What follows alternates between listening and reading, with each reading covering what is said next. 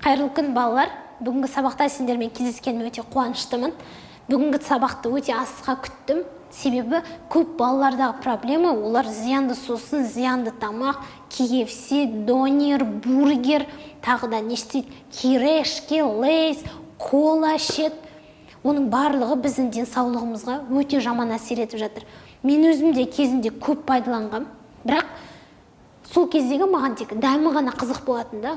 Жесем бір доли секундтар ғана өзімді бақыт сезінем, болды, ары қарай ол мен денсаулығыма жаман әсер етіп жатыр екен. Бірақ мен білмегем. Оқи келе, әрқайсысын зерттей келе, дұрыс тамақтануға өте келе мен осылар түсіндім. Менің бетімде угрилар бар, безеу деп айтады. Оның барлығы менің осы заттарды жегенімнен пайда болыпты. Мен бұған қалай келдім? Өзім зиян сусын ішіп жүрем, кола ішем, кирешки жеп жүрдім. Бір уақытта бетім жаман болып кетті. Сол кезде мен зерттей бастадым. Дәрігерлерге бардым, косметологтарға, неге бетім бұлай болып жатыр? Түбінде ол зиянды тамақтардан екен. Сосын зиянды тамақтардың әрқайсысын отырып іздедім. Мынандай ақпараттар таптым, соны сендермен бөліспекшімін. Егер сендер дұрыс өмір сүрсеңдер, өмір жастарың ұзақ болады. Сен қаншақты ұзақ өмір сүрдің, соншақты адамдарға жақсылық жасайсың. Сондықтан бүгінгі сабағымызда сендерге зиянды сусындар және тамақтар туралы айтқым келеді. Мынау қандай?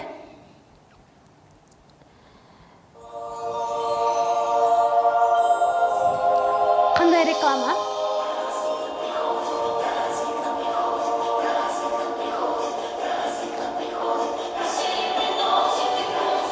Әр жаңа жылдың қарсаңында болатын реклама. Не істейді коланы? Коланы рахаттанып ішіп жатыр. Мынаны көрген кезде кез келген адамның миында дофамин деген гормон оянады. Мен оны келесі сабақтарда айтамын, бақыт гормондары туралы. Мына кісінің түрі қандай? Өте бақытты, сүйсініп ішіп жатыр. Бұл деген біздің миымызға кола, рахат деген ассоциацияны беру. Енді мына кісіні қараңдар. Бұл да мұздай коланы алды, рахаттанып ішіп жатыр. На самом деле бұл азғантаяқ уақыт рахаттанады. Ары қарай ода тек қана денсаулыққа зиян заттар. Енді мынаны қараңдар.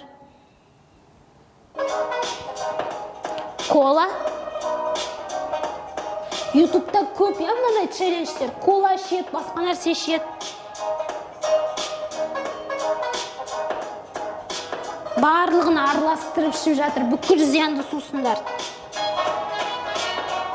Міне рахаттанып ішіп жатыр.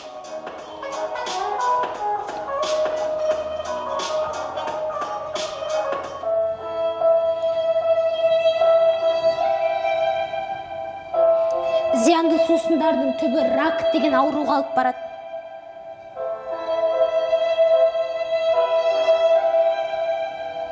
Зиянды сусынның түбі осындай сахарный диабет. Өте, бұл уақыт өте келе сенің организміңде. Қарандар.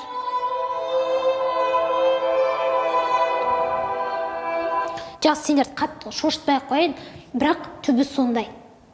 Қазір сен іше бересің. Біздің денемізде неше түрлі клеткалар бар.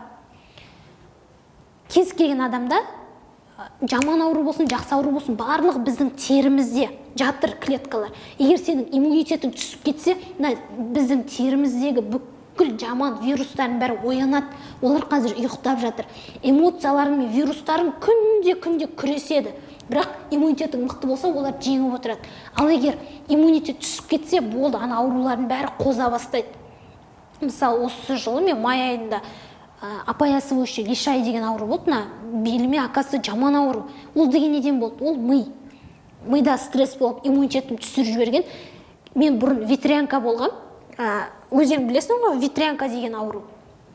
Қызылша ауру, барлық адам болады деп жатады. Сол қызылша ауруының вирустары менің денемнің клеткасында қалып қалған, оказывается. Сосын не істедім? Иммунитетім түсіп кетті, сол кезде терімде ұйықтап жатқан вирустардың бәрі оянған, маған ол ауру етіп шығарып жүрген. Сондықтан иммунитетті дұрыс ұстап отыру бізге маңызды. Ал мына кола, кирешки, лейс, оның бәрінің құрамында жаман заттар. Оның барлығы біздің иммунитетімізді түсіреді. иммунитет түсірсе, сенің тегіңнен келіп жатқан ауру, сен жұқтырып алған ауру бәрі біздің терісімізде тұр. Оның бәрі оянып кетеді. Енді мына видеоны қараңдаршы. Мына кісі коланы көп ішкен, өз тарихында да айтады.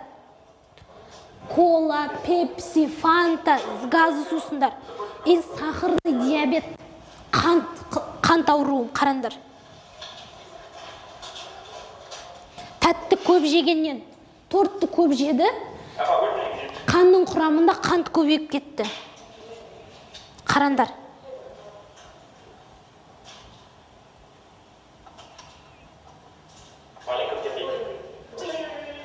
Ай, қант диабеті бұл аяғына шыққан, бұл кез келген жерге шығады. Кола көп ішкеннің зияны. Бұл жап-жас, қараңдар. Бұл не істейді енді? Ауыртып жатыр, жара болған соң міндетті түрде ол ауыртады.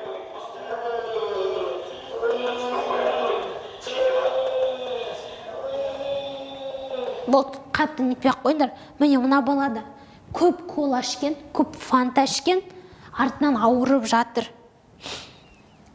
Және мына вообще зиянды сусын, зиянды тамақ, KFC, донер. Сендер бір доли секунд қана бақытты боласыңдар. Ал түбі міне.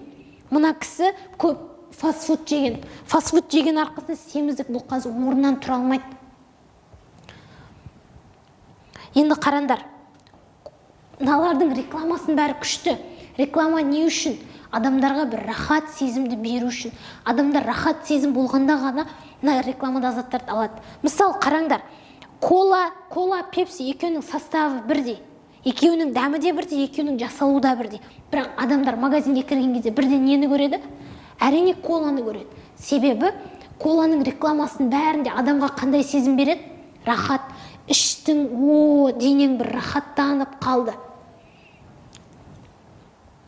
Енді Қазақстан бойынша осы зиянды сусын, тек зиянды сусындарға ғана жылына 600 миллиард теңге жұмсалады екен.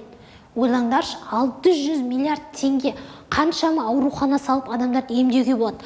Қаншама баспана тұрғызып беріп, үйсіз, күйсіз жүрген адамдарды орналастыруға болады. Қаншама мектеп, қаншама онлайн платформалар жасап адамдарды білімді етуге болады бұл ақшаға.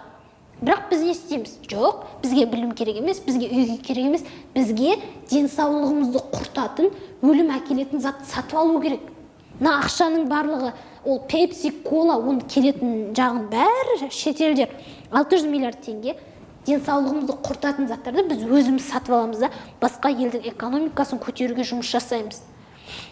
Мына ақшаны беріп жатқан сіз бен біз. Сондықтан балалар зиянды сусындарға ақша құртқанша оны жинау керек. 200 теңгең бар ма, 130 теңгең бар ма, кола ішейін деп жатыр ма, пепси ішейін деп жатыр, ол ақшаларды жина. Сен қазірден ақша жинап үйренетін болсаң, ертең сенде жалпы қаржылық тәуелсіздік, былайша айтқанда қаржыға деген тәуелсіздік мүлде болмайды. Себебі сенде ақша бар. Сондықтан да зиянды сусындарға ақша құртқанша, оны қайырымдылыққа, оны мейірімділікке берсең, одан әрі ақша көбейеді. Жақсы ма? Егер енді үйлерінде мамаларың, папаларың бұл туралы ақпарат білмейді, олар білмеген соң сендерге туған күндеріңе кола әкеп береді, бір жерге барасыңдар, пепси, бір жерге барасыңдар, фанта, мүлде ішпеңдер. Ішкен адам ол өзі білсін. Біз мына 600 миллиардты қалай елде сақтап қаламыз? Тек санамызды көтеру арқылы. Біз сатып алмасақ, бұны ешкім әкемейді. Ал сатып алмауға апаратын жол ол сананың көтерілуі, сананың басқа деңгейге шығуы. Түсінікті ма? Енді зиянды сусындар келсе не істейміз? Әрине, ішпейміз. Биохакинг деген түсінік пайда болып жатыр соңғы кездері. Бессмертие келе жатыр. Адамдар, былайша айтқанда, енді тура мағынасында өлмейді емес, адамдар ұзақ өмір сүреді. Қазір Европадағы статистика бойынша орташа өмір сүру жасы 97 жасқа көтерілді. Бізде ол қазір 52 жас. Орташа өмір сүру. Қараңдар, орташа өмір сүру жасына байланысты да әр елдің санасының қандай екенін білуге болады. Биохакинг, бұны Европада қолданып жатыр. Ешқандай зиян сусындар ішпейді. Тек қана дұрыс тамақтанады, дұрыс тамақтанғанның арқасында бұлар ұзақ өмір сүреді. Кеттік, биохакингті кім жасап жатыр? Міне Стивен Хокинг деген ғалым. Мынау бір жол апатына ма бір деңгейге түсіп, бүкіл денесі істемей қалған, тек миы істейді. Сосын тек мына указательный палец бар ғой, сол ғана жұмыс істейді. Бұл сол арқылы программа құрастырып, болашақта мүлде өлмейтіндей адамдардың гендарын ауыстырып, біздің тегіміз бар ғой. Мысалы, мен папама ұқсаймын. Неліктен папама ұқсадым? Менің бір тегім папамнан келді. Менде сол қасиеттер бар, сол әдеттер бар деген сияқты. Бұл кісі айтты, болашақта адамдар өлмейтін деңгейге шығады. Ғылым дамып жатыр. Мысалы, өздерің білесіңдер ме, бұрын 50 жаста апа, 45 жастағы апа деп айтқан. Қазір 45 жаста, мысалы, мен мамам жап-жас, кәдімгідей бір, оны апа деп ешкім айтпайды. Біздің тұрмысымыз жеңілдеген сайын біз ұзақ өмір сүреміз. Ал ұзақ өмір сүру үшін біз дұрыс тамақтануымыз керек, сосын көбіне жақсылықпен айналысуымыз керек. Жақсы, бүгінгі сабағымыз осымен қорытындыланды. Енді мына сабақты көріп жатқандар ешқандай кола, пепси, фантасыз өмір сүреді деген ойдам. Оны ішпесек те өмір сүре аламыз. Біздің Қазбек би аталарымыз, мысалы, олардың кезінде кола болған жоқ, өмір сүрді ғой. Олардың кезінде мороженое болған жоқ, олар өмір сүрді. Тағы да морожененің зиянын айтайын. Жалпы адамның денесіндегі температура ол 36-6 градус. Біз өзіміздің дене температурамызбен бірдей өнімді тұтынбасақ, мысалы, кола қатты мұздай күйінде ішесіңдер, суды қатты мұздай күйінде, ол кезде біздің денеміздегі белгілі бір жасушалар, клеткалар өліп отырады. Сондықтан да әркім дене температурасына байланысты заттарды қолданған дұрыс. Тамақтарды да қатты ыстық емес, қатты мұздай емес, орташа, кішкене жылылау деген сияқты. Ал мороженое ол денсаулыққа өте зиян. Оны жеуге мүлде кеңес бермеймін. Жақсы, осымен сабағымыз аяқталды. Келесі сабақтарда мен сендерді күтемін.